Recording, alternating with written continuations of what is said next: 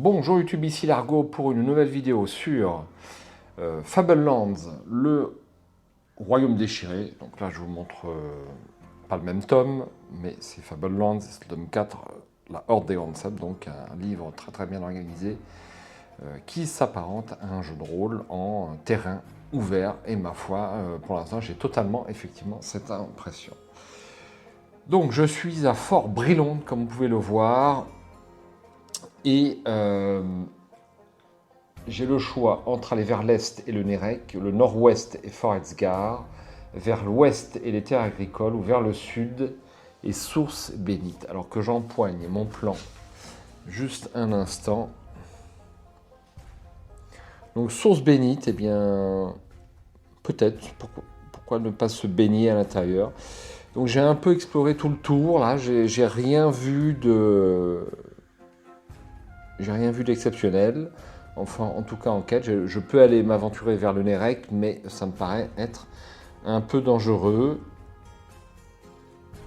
Et je ne pense pas que je le fasse. Donc on a les grandes steppes ici, et le Nérec ici, c'est l'objet d'un même volume, si j'ai bien suivi.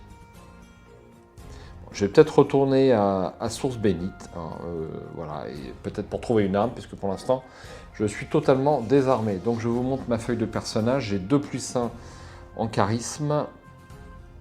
Je n'ai plus que 4 points d'endurance, je n'ai pas d'arme et par contre il me reste une amulette de protection. Et encore que j'ai un doute, est-ce que je perdais pas mon amulette de protection également? Non, je perdais que les armes. Et il me reste 15 pièces d'or. J'ai toujours une bénédiction des tempêtes, mais qui pour l'instant ne m'a pas servi. Donc je vais aller vers l'ouest et les terres agricoles au 548, voir ce que ça donne. Non, je vais vers Source Bénite, 466. Je change d'avis assez facilement.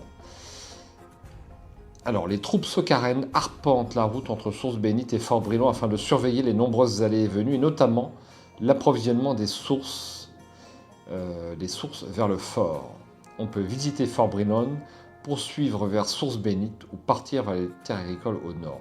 Je vais poursuivre vers Source Bénite au 510.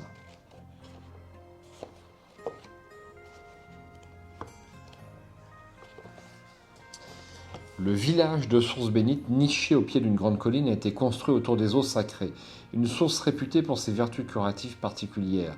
Les habitants ont dressé une clôture, un ordre de prêtres a même été nommé pour surveiller les pèlerins venant se baigner ou boire les eaux de la source.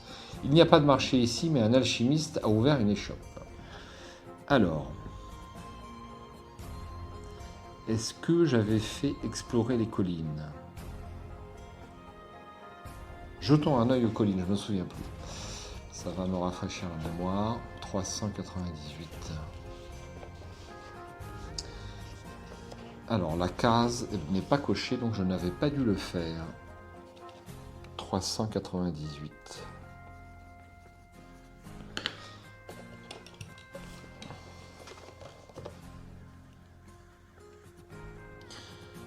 Vous cherchez à atteindre le sommet du tertre. En chemin, vous repérez une grotte à flanc de colline, un peu plus haut. D'après les os humains laissés devant l'entrée, une terrible bête doit vivre ici. Les traces fraîches d'une grande créature à 2 pattes et 3 orteils partent de la caverne jusqu'aux arbres non loin de là. Le monstre doit être en train de chasser. Si vous possédez le code Apache, allez au 463. Dans le cas contraire, tentez un jet de magie ou d'exploration de difficulté 11. Alors c'est assez élevé, mais j'ai 6 en magie et 5 en exploration. Je vais tenter quand même la magie. C'est tout à fait faisable. Eh bien, c'est raté. Vous allez me dire que je n'ai pas beaucoup de chance. Donc c'est un échec. Je vais au 486.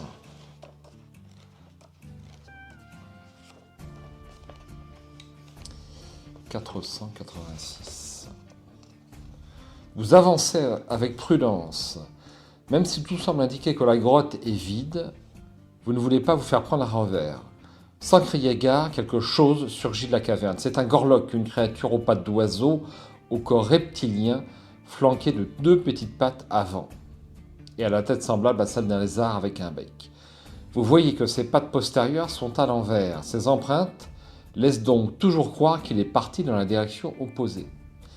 Alors, il a 4 en combat, il a 6 en défense, il a 7 en endurance. Donc je n'ai plus d'armes, chers amis, je n'ai plus d'armes. Et donc, si je n'ai plus d'armes, sauf erreur, eh bien, je ne peux plus combattre. Voilà un point de règle intéressant que je n'ai pas vu dans la fac. Néanmoins, comme il y a des armes plus 0 et plus 1, plus 2, plus 3, si vous n'avez même pas d'armes plus 0, fort logiquement, vous ne pouvez pas combattre. Alors peut-être qu'on peut lancer les 2 dés, lancer les 2 dés, mais sans ajouter le bonus de combat. Moi, j'aurais peut-être un peu les choses comme ça, mais c'est ou ça ou l'échec automatique. Allez, on va essayer, mais de toute façon, c'est juste pour la bonne forme. Donc je lance 2 dés. J'ai fait 9, il a 6 en défense, il perd 4 points de vie. Et donc il reste à 3 et lui, il attaque. 6 plus 4, ça fait 10. Moins une défense de 3, ça fait 7. Et je n'ai que 4 points de vie. J'aurais été armé d'une arme plus 1, c'était la même chose, malheureusement.